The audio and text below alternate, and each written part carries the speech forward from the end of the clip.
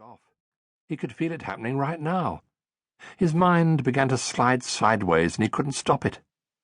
Although, if he was being absolutely honest with himself, Si would have to admit that his brain frequently drifted off somewhere else, even when people weren't talking to him.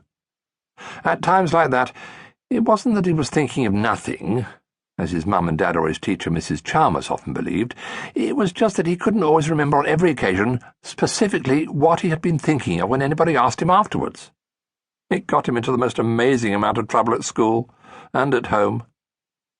Si's grandpa was practically the only person who didn't nag him about it. "Your brain works like that because you're a free thinker," Si's grandpa once told Si.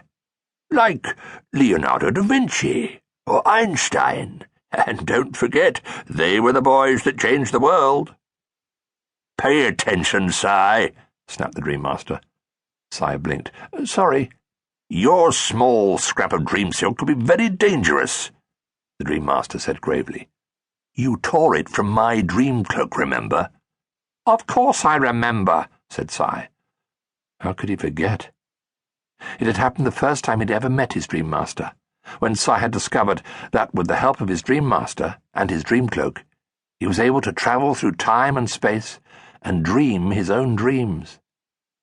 They had been returning from the Valley of the Kings in ancient Egypt, and Si had been gripping so tightly to the hem of the dream cloak that part of it had ripped off in his hands.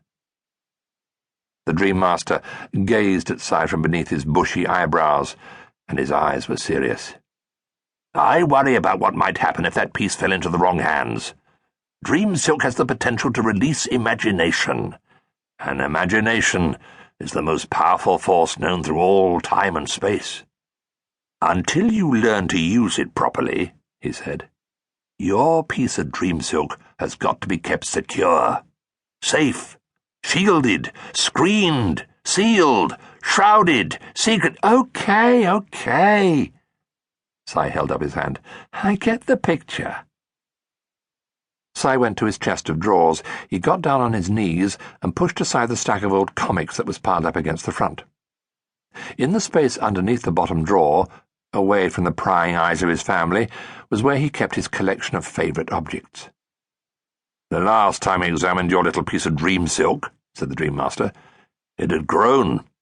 It was getting bigger, becoming charged with your energy, your imagination." Si looked up from where he was kneeling on the floor. He realized that his Dream Master was trying to warn him about something. From previous experience, Si knew that it was wise to listen. "And?" he asked. "And," the Dream Master spoke slowly, "as you yourself have noticed, my dream cloak has mended itself. The torn edge is sealed. That means that your piece of dream silk is now not connected in any way with me or my dream cloak. If you use your piece, if your imagination is released through it, then it means that you may travel where I do not lead."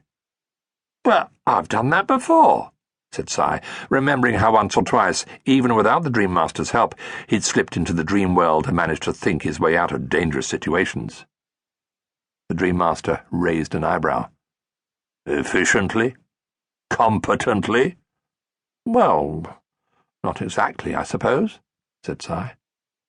The problem with running your own dreams, Si found, was that no matter how hard he concentrated, something always went wrong.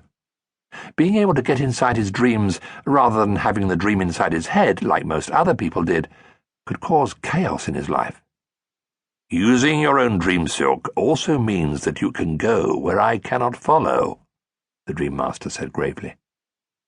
"I'd be completely on my own?" "Utterly." Si wondered how he would cope if he had to manage a whole dream by himself. He'd had one or two narrow escapes in the past, when journeying through time-space with his Dream Master.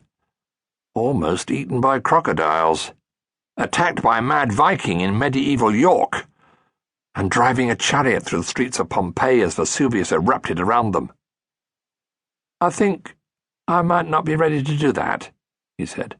"I know that you're not ready to do that," replied the Dream Master. "You must be properly prepared." "In what way?" "Instructed. Tutored.